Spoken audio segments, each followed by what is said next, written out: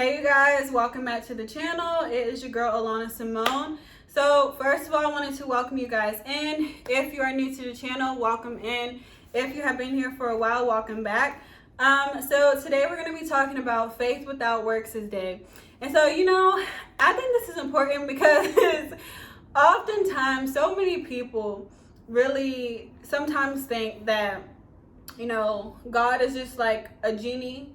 And he has his little, what's the little thing?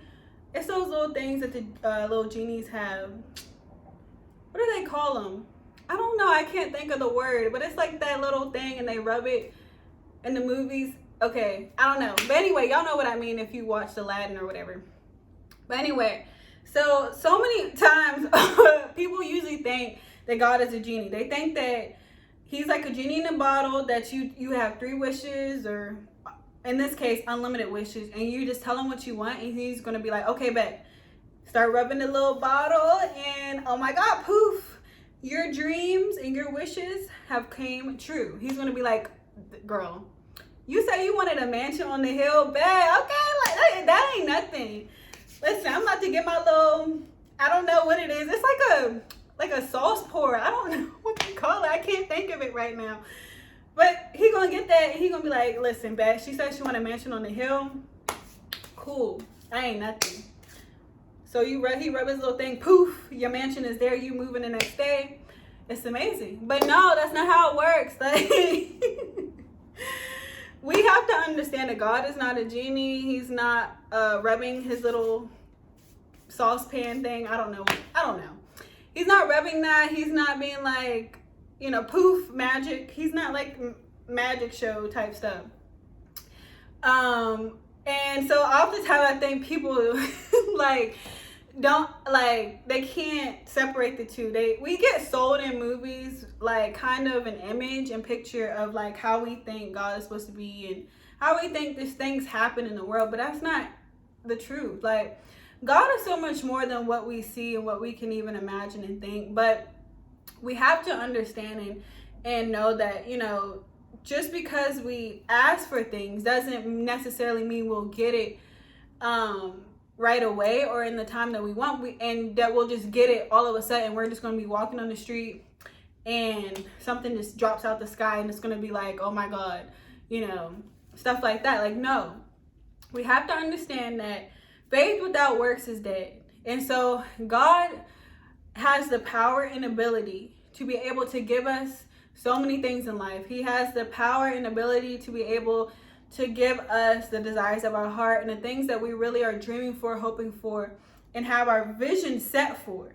But we have to understand that faith without works is dead.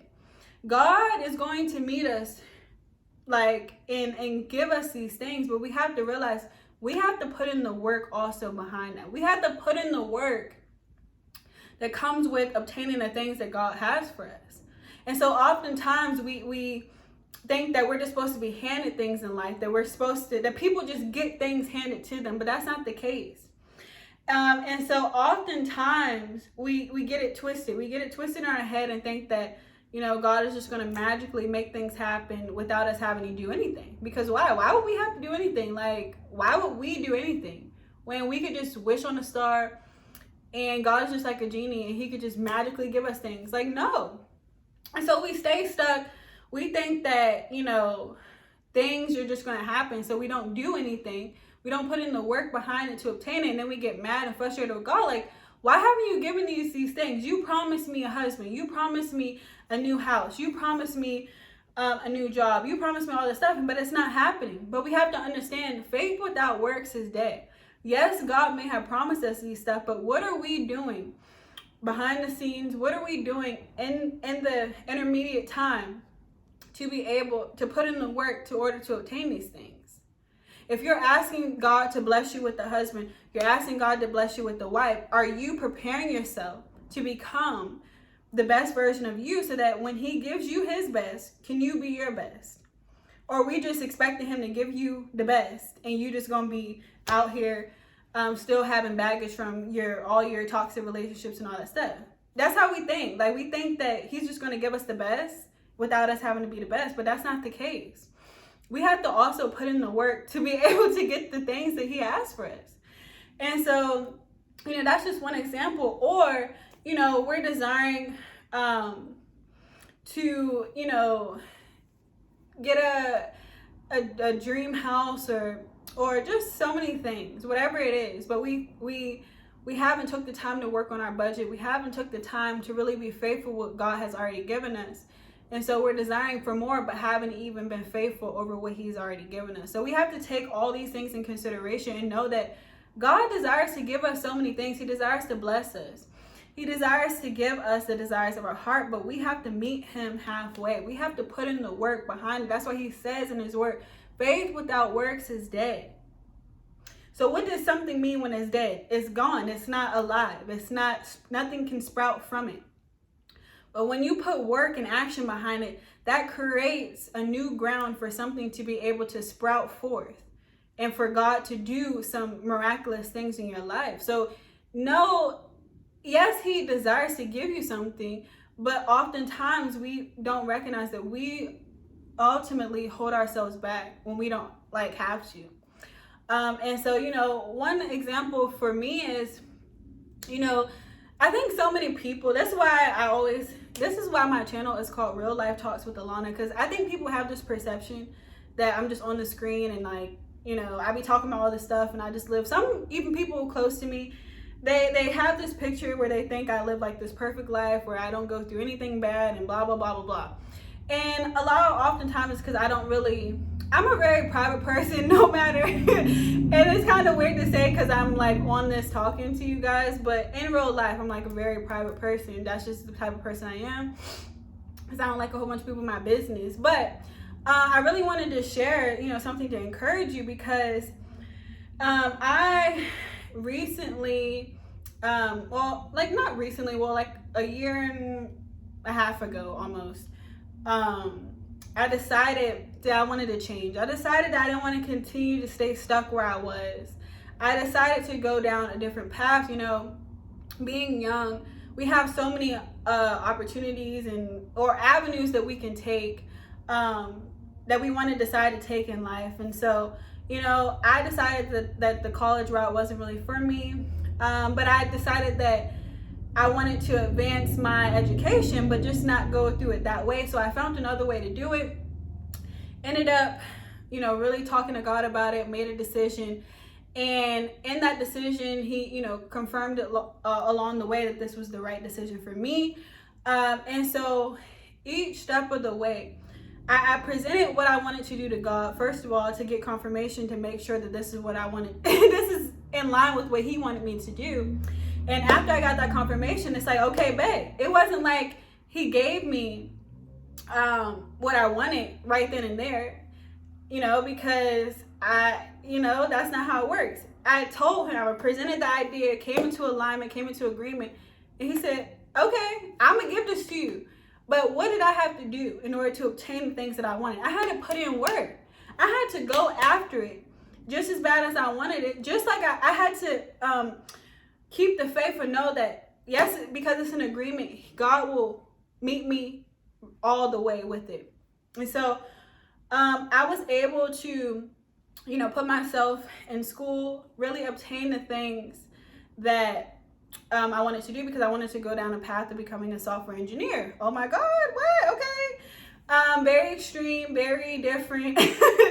But I decided that this is the challenge and this is the path that I wanted to take for myself. And I, really didn't know how I was going to do it, but I knew with God, all things are possible. And so went down this path, and it was a path that was hard. Why? Because I had to put in work. I had to study. I had to work. I had to do so many things, because why?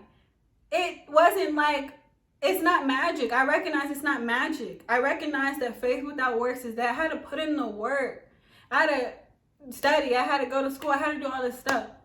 So within those months that I did that, each step of the way, though, God aligned everything for my good. And so it's just a blessing to even think about it, because he met me at each stage. He saw the work that I was putting in, so he met me at each stage, put people in positions to help me along the way at each stage. Because I, first of all, came into agreement with him and got his confirmation, not from somebody else, but from him, on this is what I'm supposed to do. And so when he confirmed that, he said, okay, put in that work, girl. I got you, but you're going to have to put in that work. I said, all right, bet, God, we're going to put in the work. Put in the work. And literally within less than a year, I was able to step into a role of becoming a software engineer, and now have been doing that for the past 6 months. So it's just been amazing. God is good. But what I say this to encourage you to know that all things are possible with God, but we have to understand faith without works is dead. So if we don't put in the work behind it, these things are not just going to be handed to us.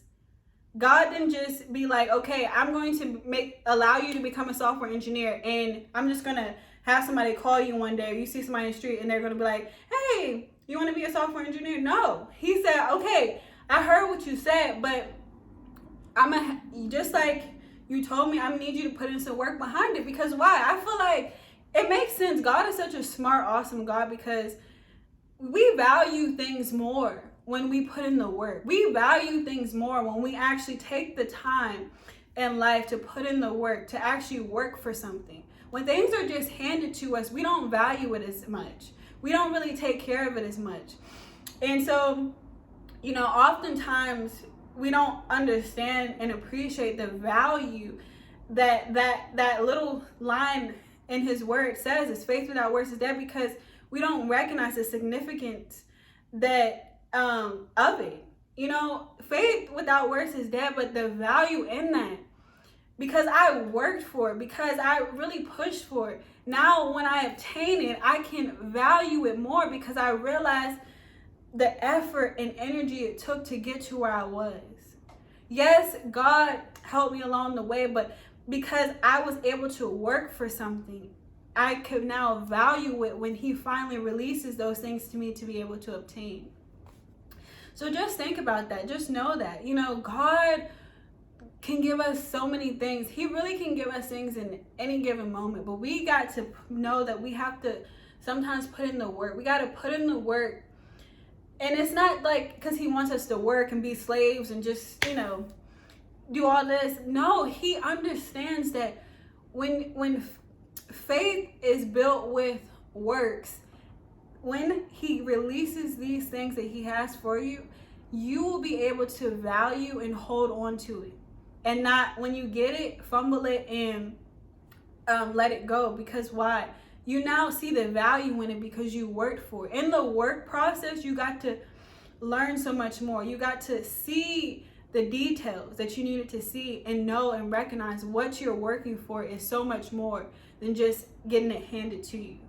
So just recognize and know that, faith without works is dead. God desires to bless you, but you got to know that you got to sometimes put in that work in order to get to the things that he has for you. So just know that just like I can do it, you can do it too. You just have to, first of all, believe that you can. So recognize that today, and just be encouraged today. And I will see you guys in the next video. Bye.